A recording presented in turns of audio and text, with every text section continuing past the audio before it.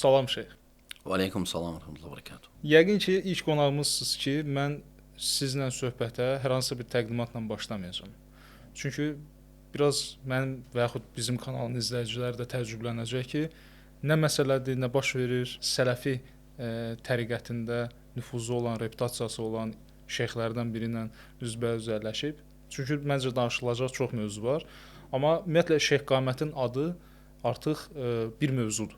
Ona görə də məncə mövzunu təqdim eləməyə ehtiyac yoxdur. Amma bizim bir mövzumuzun girişi var. Giriş də nədir? Bu gün dünyada, o cümlədən Azərbaycanda formalaşan bir ritorika, bir termin, radikal İslam. Və bu radikal İslam sözü də daha çox sələfi təriqətinə aid olan insanlara yapışdırılan bir damğadır. Bəli, son dövrlər biz xüsusilə Azərbaycanda Şiə təriqətindən olan bəzi radikalların da üzərinə gedildiyini görürük. Amma dünya mənzərəsində biraz saqqalı olan, əli bağlı namaz qılan, biraz balağında məsələn yuxarılıq olan bütün insanlara demək olar ki, aşağı-yuxarı dərhal eyni fikir formalaşır. Bu radikal İslamçıdır. Niyə bu var? Radikal İslam deyə bir şey varmı? İslamda ümumiyyətlə radikalizm mövcuddurmu? Elhamdülillah. Birinci təşəkkür edirəm ki, dəvətə görə.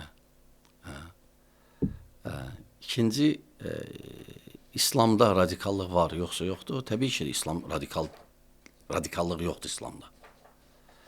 İslam əksinə radikallığın əleyhinədir. Yəni, biz fikir versək Qurana, biz fikir versək Peyğəmbərimizin səhih hədislərinə, biz orada görürük ki, əksinə rəhimli olmağa, insanların həyatın, namusun, malın, hətta heyvanların haqların orada qorunur. Heyvanların haqları orada qorunur. Və təsəvvürlə insan barədə. Necə? Ona görə İslam radikallığın əslində əleyhinədir. Əksinə, İslam radikallıq təbliğ eləmir. Radikallıqla mübarizə aparır. Yəni, biz baxaraq, məsələn, Peyğəmbər sallallahu aleyhi ve sellemin hədislərinə fikir versək, deyib ki, Peyğəmbərimiz sallallahu aleyhi ve sellem ki, müsəlmanlar bölünəcək və o bölünənlərin içində ən tənqid etdiyi bir firqə xavariclər firqəsidir. Yəni, xavaricləri nə üçün tənqid edib? Radikallıqlarına görə, münasibətə görə, insanlara münasibətlərinə görə. Və onlar barədə xeyli hədislər var, səhih, ki, baxmayaraq onun vaxtında yox idi. Peyğəmbərin vaxtında əslində xavariclər yox idi. Sadəcə axır vaxtlar Zülxüveysir biri gəlir, onu ittiham edir adillikdə və o vaxtı deyir, elə fikirlə insanlar gələcək. Və əslində İslam'a, yəni məsələlərinə fikir versək, əsas məsələlərinə, Quran və hədislərə, səhih hədislərə radikallıq orada tapa bilməzsiniz. Şeyx, burada bir sual verim sizə. Bəli. Təqribən 8 il, 7 il bundan qabaq idi. Mən gərək ki, Qaraçuxur məscidində bir dostla söhbətdə idim. Mən ona israrla deyirdim ki, İslam sülh dinidir. Bəli. O mənə belə bir cavab verdi.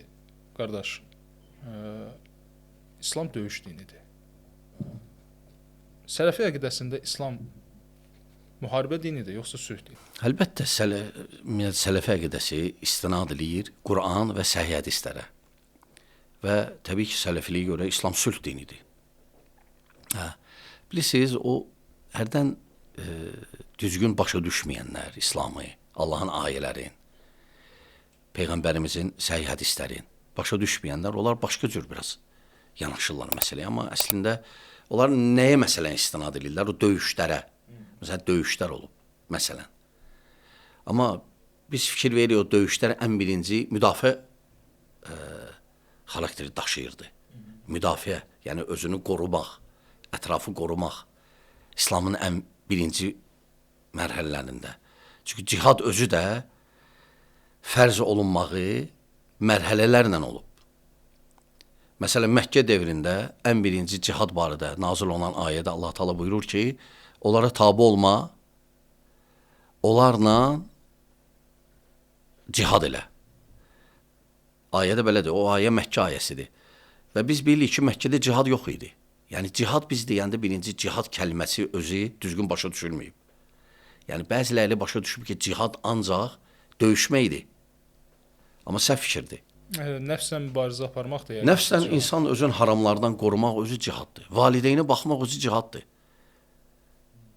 Cihad heç də insan müharibə mənasını vermir İslamda. Yaxşı, o Məkkə ayəsi, Məkkədə nazil olunan cihad barədə ayə.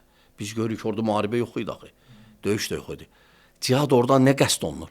Dəvət. İnsanları yaxşılığa çağırıb, pislikdən çəkindirmək. Allah Taala onu cihad adlandırır. Şeyx, Peyğəmbər və sonra Rəşidi xəlifələr dönəmində. Bəli. Axı həm də cihad hücum üçün qəbul edilmiş bir fətva idi. Bəli, cihadın mənalarından biri də döyüş mənasıdır. Yəni qoruma yox, hücum. Bəli. Ələ keçirmə. O elə ki, cihad Məkkədə nazil oldu, dəvətə cihad adlandırıldı. Sonra ikinci mərhələ o mərhələlərlə oldu. İkinci mərhələ sizlə döyüşənlərlə döyüşün. Və ya ikinci mərhələ öz-özü müdafiə edin də. Sizə hücum eləsələr, sonra sizlə döyüşənlərlə döyüşün, sonra icazə verildi. Lakin bu qayıdır nəyə? Bu qayıdır hakimə, dövlətə. Dövlətin, İslam dövlətinin öz siyasəti var. Və o onlara qayıdır. Yəni elə deyil ki, bu saat indiki vəziyyətə fikir versək, məsələn, 5 nəfər yığışır, deyir ki, əmir seçək, əmir də fətva verir ki, gedək döyüşək, haransa patladaq. O səhv fikirlərdir hamısı. Səhv fikirlərdir. Hamısı İslam elminin zəifliyindəndir. Kafirləri öldürmək cihaddır. Bilirsiniz, yox. Kafirləri... Və sonda Tövbə surəsi 5-ci ayəni necə təfsir edərsiniz? Yox, bilirsiniz, orada deyir ki, kimsinlə döyüşsə. Yəni, orada kafirlər İslamda 4 növdür. 4 növ. Birinci, zimmi. Zimmi kimdir? O kafirlər ki, yəni qeyri-müsəlmanlar, müsəlman ölkəsində, müsəlmanların arasında yaşayır. Ona zimmi deyirlər. Kafirlər hamısı eyni deyil. İslam hamısı eyni baxmır. Hansı münasibət cəhətindən. Zimmi. İkinci, müstəmin. Müstəmin, o kafir ki, qeyri-müsəlman ki, məsələn, hansı bir müsəlman çağırıb onu müsəlman ölkəsinə. Ona əmin-amanlıqdır. Heç kəs ona toxuna bilməz. Məsələn, başqa ölkələrin gəlib bilən müsəlman ölkələr, məsələn, şirkətlər, səfirliklər və s. Bunlar hamısı daxildir. Bunlar müstəmindir. Onlara toxunmaq olmaz. Var üçüncü növ, muahid. Muahid, məsələn, müsəlman ölkəsi hansı qeyri-müsəlman ölkəsinə sülh bağlayıb. Onlara toxunmaq olmaz. Dördüncü növ, muharib. Dördüncü növ, döyüşən sənə. Döyüşən. O ayələr ki, deyir, öldür, o döyüşdədir. O səninlə döyüşənlərdir.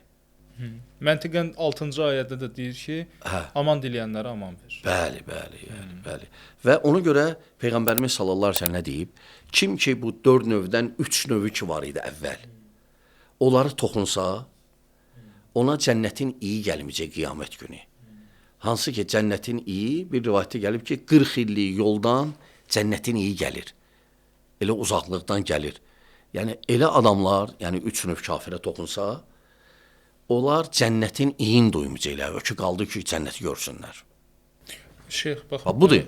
Kafirlər budur İslamda. Siz belə bir şey dediniz. Dediniz ki, cihad o halda, cihadın növlərini çox açıq bir şəkildə izah elədiniz, hökmlərin izah elədiniz. Təbii ki, təfsilat yenə var.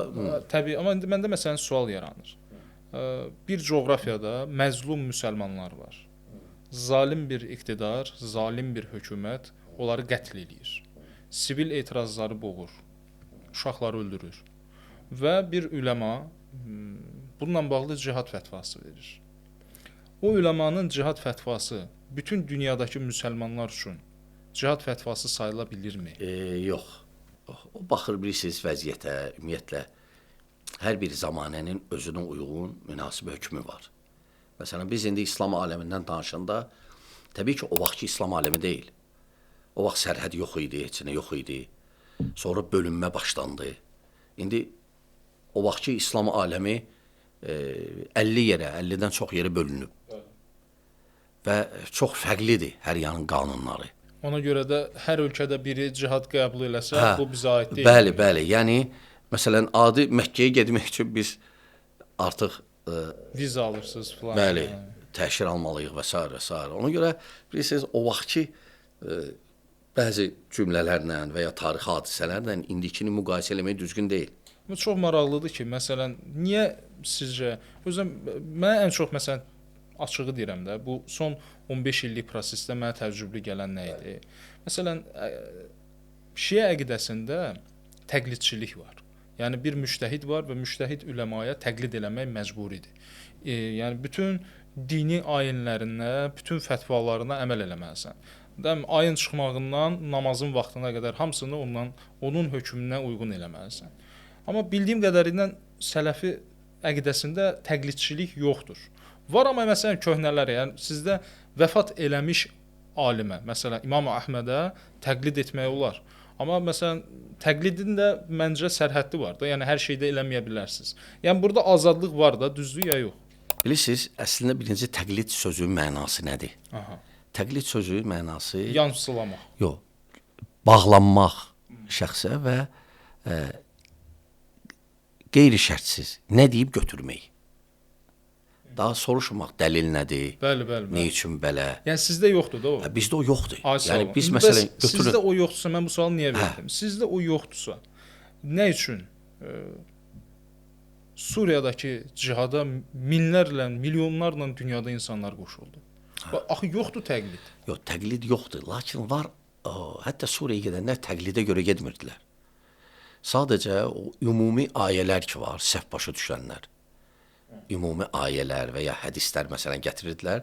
Cavanları alladırdılar. Cavanlar da və bilirsiniz, bu indi biz dini cəhətdən yanaşırıq da, dünyavi cəhətdən də var axı məsələlər təsir edən buna. Əlbəttə siyasi fikir. Dünyada gedən bu vəziyyət, bu hadisələr, o da təsirləyirdi. Məsələn, hansısa bir radikal gəlir məsələn, gətirib başlayır Fələstini misal gətirməyə. Onların təbliğatı nədir? Nəinki ayə, hədislər. Kimlərinsə sözü alimlərin məsələn. Onlar məsələn yayırlar ki, məsələn oradakı uşaqları, öldürülmüş uşaqların şəkillərin, oradakı evləri psixoloji təsir eləyirlər insana. Məsələn deyirlər ki, sən müsəlmansan, sən görürsən bunları və sən qiyamət günü necə cavab verəcəksən? Ağır sualdır. Başlayır o cavanda xüsusən radikallığa meyilli olan və s. Başlayır, gəlin məsələn məndən soruşur, mən deyirəm ki, olmaz getmək, səbirli olmaq lazımdır. Təbii ki, onlar o proseslər hamısı birdən olmayıb, o yavaş-yavaş olub. Əslində o proseslərin həll olmağı müsəlmanların təqsir özlərindədir. O prosesləri gətirib çıxardıblar və s. Bunun həlli bu deyil. Sizin getməyiniz orada neysə dəyişməyəcək, əksinə vəziyyəti pisləşdirəcək və s. Təbii ki, o başa düşmür onu. O dərhal məni başqa cür fikirləşir ki, mən məsələn, belə də yayırdılar, mən cihadın əleyhinəyəm. Bəli. Mən cihadın əleyhinəyəm, gör ki, mən... Özü bunu deyənlər sələflər idi. Yəni, özən sələfi deyənlər. Yəni, bilirsiniz, hər sələfi deyən o demək deyil sələfidir. Biz ona gələcəyik. Mən əsas düşündürəm burada, bilirsiniz nədir? Bin Laden, Bağdadi, Molla Ömər, Zəvaxiri, siyahını uzatmaq olar. Bunların hansından soruşsaq, bu dəqiqə qabağımızda olsa, deyəcək mənim əqidəm sələfidir. Düzü, mən eşitməmişəm, onlar deyib, biz sələfiyik, biz eşitməmişəm. Onlar özləri istinad edirdilər öz qurumlarına, Əl-Qaidəyə. Onlar haqqında bütün raportlardır. Məsələn, Əl-Qaidə terror təşkilatı sələfi terror. Vahabi də deyirlər, amma mən bilirəm ki, sələfilər ümumiyyətlə vahabizm. Mənə elə gəlir ki, onlar barədə danışanlar onları sələfiliyə nisbət edirdilər, ya vahabiliyə. Sizcə Bin Laden sələfi deyil? Yox, Bin Laden sələfi deyil. Nə Eyman Zavahiri, nə Bağdadi, nə Əbu Qatadə, nə başqaları. Onlar sələfiliyi biz necə təyin eləyək? Ay sağ olun. Çünki bəndə siz deyirsiniz deyil. Amma məsələn, bəlkə də Bağdadi dili ilə deməyib, amma məncə deyibdir. Deməyib. eşitməmişik biz, amma Yox, Bağdadi yəni necə Bağdadi məncə deyib. Yox, ola bilər Bin Laden deməyib. Bağdadi 100% Samirada deyib. bilmirəm. Samirada məscidi var. Hə. Bağdadidə məscidi var. Yəni özünün məscidi deyil. Yəni özünün yaşadığı şəhər olub, orada imam olub və o məscid Sələfi cəmaatının getdiyi məsciddir. O da Sələfi cəmaatının imamı olub. Bilirsiniz, Sələfi İşğaldan cəmaatı orada olmaz. Yox, işğaldan qabaq. Hətta Hətta- onun haqqında mən danışmışam, bəzi adamlardan məlumat toplamışam. Mənə deyiblər ki, bilirsiniz, o belə adam deyildi. Belə adam deyildi. Ola Mötədil bilsin. adam idi. Ola bilsin. Ha, bax belə. Amma yəni bu adamın sələfi özünə sələfi deməyi ən azından faktdır. Yəni bu müzakirə Bilirsiniz, mövzusu ola deyil. bilsin Sələfi olubsa, lakin o fikirləri ki düşdü, o Ay, sağ ol. fikirlərə, o addımları ki, Mən də- o Sələfi deyil. Bax onu necə müəyyənləşdirək? Kim Müəyyənləşdirici- sələfidir, kim deyil? O müəyyənləşdirici sələflərin usul kitabları var. Əsas qaydalar. Sələfi kimlərdir? Usul kitabları. İndi məsələn mən çox vaxt usul kitablarına üstünlük verirəm. Məsələn, tövsiyə edirəm ki, qardaşlara həmişə bizim Əbubəkr saytına da girsəz, məsələn, xüsusən də mənim dərslərim usulla aiddir. Usul nədir? Qaydalar. Bəli, usul elmi var. Hə, Yəni, usul İslam elmi. Yox, var usul fiqh, o başqa. Bəli. Var ümumiyyətlə mənhəcin, ümumiyyətlə əhlüsünnənin usulu əqidədə, yanaşmada. Orada məsələn var İmam Əhmədin usulü sünnə, var Muzəninin şərh-ü sünnə, var Hümeydinin, var Bərbəharinin. Hal-hazırda mən oxuyuram o kitabı. Mən niyə üçün usul kitablarına üstünlük verirəm? Onunla orada göstərilir kimlərdir sələfi. Yəni hələ orada məsələn İmam Əhmədin Usul-u Sünnə kitabında orada onları qeyd edəndən sonra deyir ki, kim bunların birinə müxalif olsa, o artıq əhlüsünnət sayılmır. İndi sadəcə cəmaət bilmir. Məsələn siz bir yax necə efirdən qabaq danışdıq. Saqqal və sair deyirəm. Dərhal bu sələfidir və ya Yox, sələfi deyil. və ya vahabidir. Və ya terrorçudur. Bəli. Cürbəcür sözlər işlədirlər. Amma sizcə baxın, Bunlar savadsızlıqdan irəli gəlir. tamam, amma Bəli. burada bir problem yoxdur. Bax məsələn dünyada tanınan bir çox terror təşkilatları, İslam adı altında tanınan, radikal İslama nümunə göstərilən terror təşkilatları, hətta bura Əl-Nusra cəbhəsi də daxildir. Bunların əksəriyyəti, yenə deyirəm, bir daha deyirəm ki, özünə sələfi deyən qruplar. Bilirsiniz? Baxın, mən bunu ona görə deyirəm ki, gəlin bu məsələndə elə bir aydınlatma verək ki, niyə sələfiliyin adı ancaq terrorizmlə hallanır? Bilirsiniz necədir? Sələfilik sözün mənası nədir? Sələfinin sözü mənası belə biraz loru dildə desək, əsl İslam. Əsl İslam. Yəni Quran Peyğəmbərimiz Özündən beyət eləmək. Quran, beyət yox. Quran, Peyğəmbərimiz sallallahu əleyhi və səlləm və sahabelər onların yolu. Ona görə ola bilər aldadıcı adam gəlsin, hansısa bir terrorçu çıxsın, deyir ki, mən sələfiyəm. Allatsın ki, gör ki, mən əsas təmiz dinlə gedənəm. O cür cəlb eləmək üçün. Ola bilər istifadə olunursunuz kəlmə. Lakin indi kim ki, bir yax dedimi, kim deyir özünə, o demək elə olunandır. Biz necə təyin eləyirik onu? Üsul kitablarla, üsulla. O kitablar mövcuddur. Sadəcə indi bilməyənlər, məsələn, cavanların çoxsunu necə aldadılar bu cür? Bu yaxınlarda Dövlət Təhlükəsizlik Xidmətinin həyata keçirdiyi əməliyyatın görüntülərinə baxdıq. Gördüm ki, 2000-2005 təvəllüdlü uşaqlar, onlar bir terror aksiyası törədiblər, törətməyə cəhd eləyiblər bir səfirliyin yanında. Çox güman ki, o səfirlik də İsrail səfirliyidir. Və baxıram onların söhbətlərinə, yazışmalarına, əxi deyir, bilirsən deyir, bu necə bir hissdir deyir. Əxi Subhanallah, inşallah kaş ki burada olardan əxi deyir. Yəni bu uşaqların bu romantikası hardan qaynaqlanır? Videolardan, videolardan, onların öz Siz məsələn özünüzü bu məsələlərdə xahiş edirəm, sualımı səmimi qəbul edin. Günahkar bilirsiniz ki, yəni bəlkə o uşaqları siz tərbiyə eləməliydiniz, amma bacarmamısınız. Yox, bilirsiniz, günahkar bilmirəm nə üçün. Günahkar bilmirəm. Burada bir nəfərə aid eləmək olmaz ki, təqsirlandırmaq. Bu proses ümumiyyətlə hamılıqla edilməlidir. Ən birincidə evdə. Ən birincidə evdən başlayır. Amma uşaqlar yəqin ki, evdəkilərin sözünə qulaq asmırlar. Birinci evdə. Çünki ola bilsin valideynlər də təqsirkardır bu işdə. Məsələn, adi bir misalda, ola bilsin valideynin elmi yoxdur, elmi savadı, bu məsələləri bilmir. Lakin valideyn maraqlanmalıdır. Mənim məsələn uşağım kimlə oturur? Kimlə durur? Kimlə oturub durur? Mənim uşağım telefon alıb vermişəm ona. Hansı qruplardadır? Mənim uşağımla oturub danışım. Mənim uşağım görürəm ki, bu cəhətdən savadlıdır. Mən bu cəhəti öyrənim. Bax, bu qəşəng suallar verirsiniz. Mənim uşağım hansı qrupda? Baxıram ki, Nə ki uşağım? Baxıram ki, uşağım namaz qılanlarla bir yerdədir. Baxıram ki, məscidə gedir. Yox, təyin eləmək lazımdır ki, baxın. Əhlüsünnədir maşallah. Baxın necədir? O Peyğəmbər sallallahu əleyhi və səlləm dedi ki, gəlib biri dedi ki, filan kəs yaxşıdır. Peyğəmbər sallallahu əleyhi və səlləm dedi ki, onunla səfərdə olmusan? Dedi, yox. Dedi, onunla çətinlikdə olmusan? Dedi, yox. Dedi, onunla pul söhbətin olub, ticarətin olub? Dedi, yox. Dedi, sən hələm adamı tanımırsan. Ona görə adamı təyin eləmək üçün ətraf da mühümdür. Ətrafla da tanımaq olar. O sələflərin bir sözü var, kim özün gizlətsə də ətrafın gizlədə bilməz. Məsələn, mən əgər təyin eləmək olar, necə?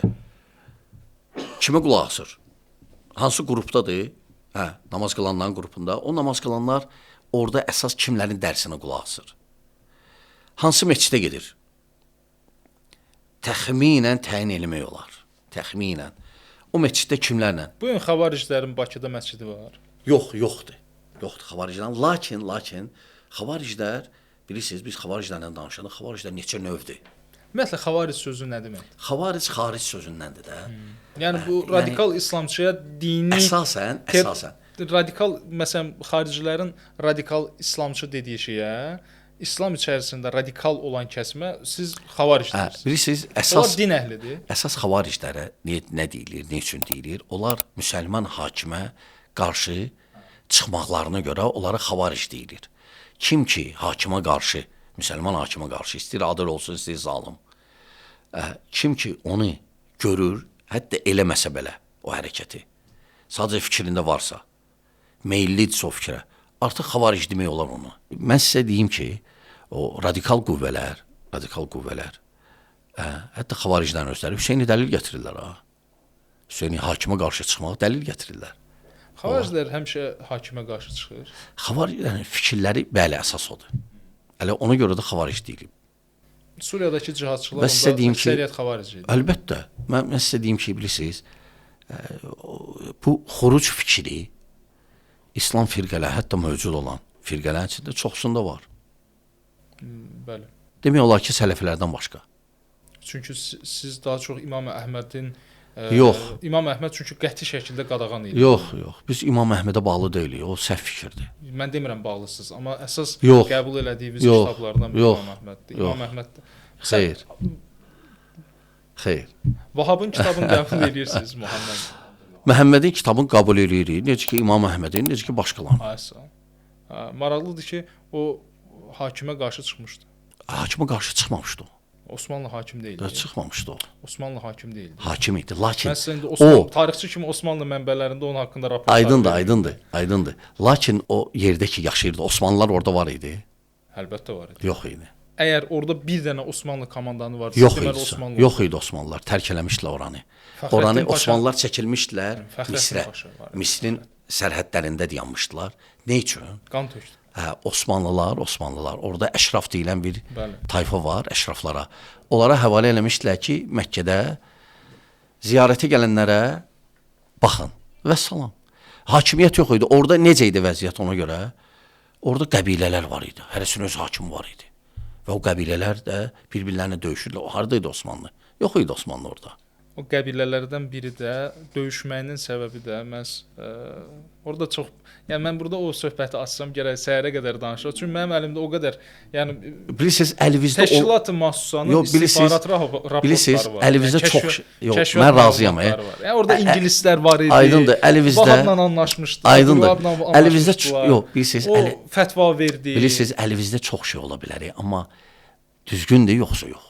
Mən dövlətin sənədinə Daha çox Bilirsiniz, etibar edirəm. dövlətin, nə bilim, dövlət, mən Qurana, bir də Peyğəmbərimizə idi. Ola bilər. Yaxşı, qaydaq onda Bəli. əsas məsələyə. Bəli. Yaxşı, siz bu gün Azərbaycanda hiss edirsinizmi ki, Lakin sözünüzü kəsirəm. Əgər Əbdülvahhab hakimə qarşı olsaydı, biz onu da qəbul etməzdik. Qəbul edirik. Niyə? Çünki onun, bilirsiniz, hakimə qarşı çıxanda kitablarında da bilinməlidir. Onun kitablarında yoxdur. Əksinə, o fikirlərin əleyhinədir və o türk sultanlardan yazanda onları hakim kimi qəbul edirdi. Bəli. İslam siyasidir. Bilirsiniz, İslam Yaxud da siyasəti çıxarsaq, İslamdan geriyə nə qalar? Yaxud İslamı çıxarsaq, siyasətdən geriyə nə qalar? Müsəlman ölkəsində İslamla siyasət necə formalaşdırılmalıdır və necədir? Çünki nümunə gətirək, cənub qonşumuzun dini və siyasi öndəri deyir ki, Ruhullah Xomeyni, İslam ya siyasətdir, ya da heç bir şey. Mən demirəm bu etalondur. Amma mən deyirəm ki, bunu biz Yaxın Orta Şərqdə də gördük, İslami politikaları bu gün də görürük. Bir dönəmlər Orta Asiya, Azərbaycanda da gördük. Yaxşı ki, bu gün bu məsələlər biraz aralanıb, amma gördüyümüz odur ki, Azərbaycanda da bu gün təzyiqlər İslami nöqteyi nəzərdən siyasət aləti olan təzyiqlər yenə İslami cəbhədən gəlir. Fərqi yoxdur Şiə yaxud Əhl-i-Sünnə. Ona görə sual verdim bu mövzuda. İstəyirəm biraz aydınlaşdıraq. İslam nə qədər siyasidir, nə qədər deyil? bilirsiniz, bu biraz mürəkkəb məsələdir. Mən sadəcə sizə qısa cavab verəcəm də. Bəli, İslamın siyasəti var. İslam siyasəti var. Lakin indi təbii ki, biz onları görmürük. İslam siyasətin. Yoxdur. Hal-hazırda. Çünki deyir ki, yoxdur, o da düzgün deyil. İslam özü siyasətdir. İslam özü də siyasətdir. İndi siyasi sözün mənasına varsaq, lüğəti və islahi mənada, bəli. Lakin bu cür siyasətlər ki, bu proseslər ki gedir, İslam o şeylərdən uzaqdır. Qarışmamalıdır. Bu siyasət fərdə aiddir, bu dövlətə aiddir. Bəli, İslam dövləti olub. Amma indi yox. Tarixdə.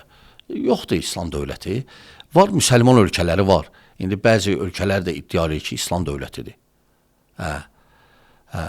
Lakin deyim ki, ümumi bir saat İslam dövləti var. Yoxdur elə bir İslam dövləti. Var, ola bilər, bəzi yerlərdə ola bilsin. İslam dövləti olmadığı üçün İslami bir siyasətə də ehtiyac yoxdur. Və Yox. İslamdan istifadə edib siyasi manipulyasiya ümumiyyətlə. Bilirsiniz, onsuz da İslamda o İslamçılar ki var, İslamçılar, belə deyək. İxvan-ı Müslüman. Onlar, məsələn, o siyasət ki yürüdürlər, o heç İslami də deyil axı. Qarşısız İxvançılara. Qarşıyıq əlbəttə.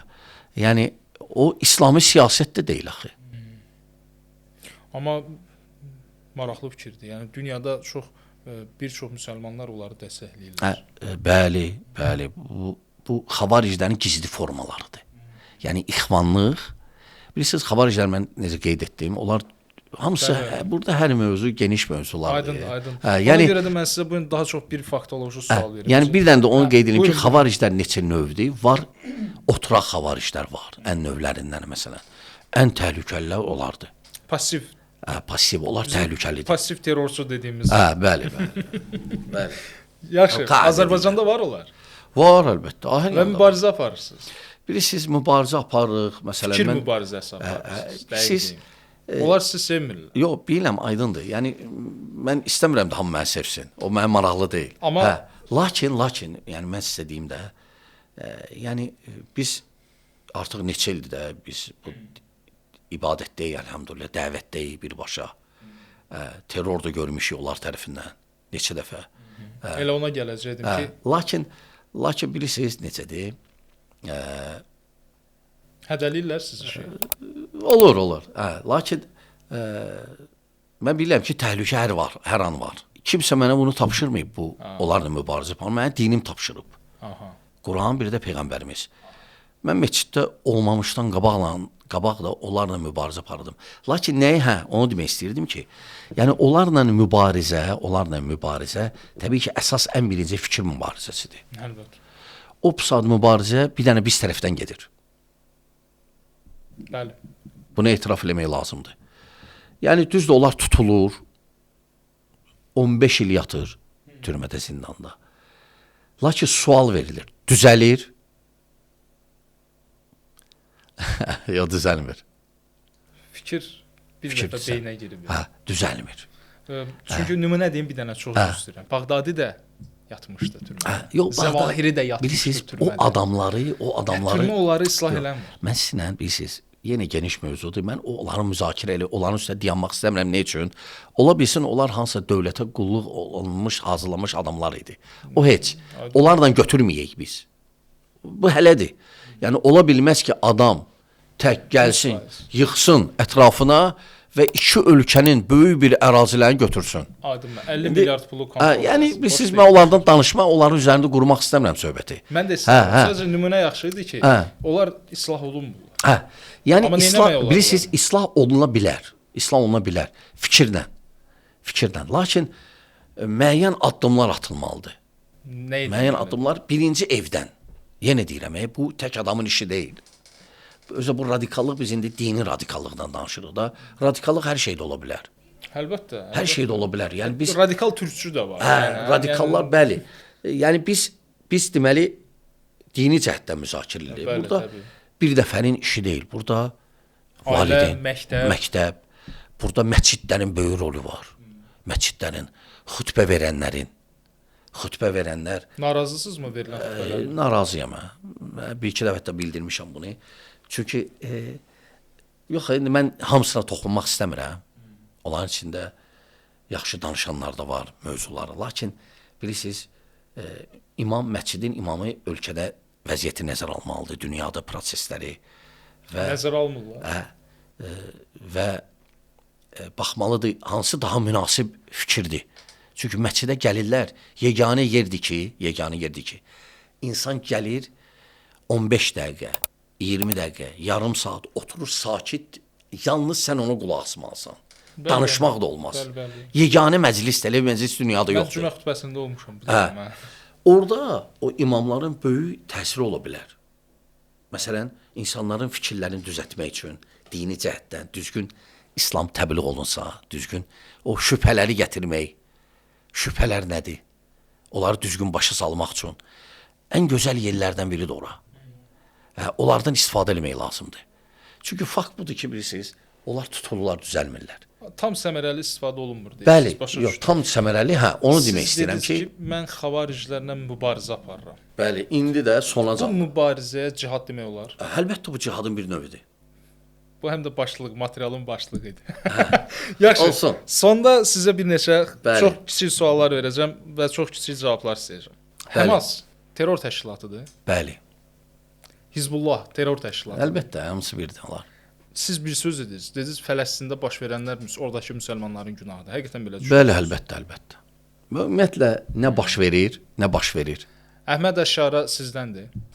Yəni O mən bilmirəm, o dövlət Tanıyırsınız? başçısıdır. Yox, tanımıram. Heç İstəmirəm də, maraqlı deyil o adam mənə.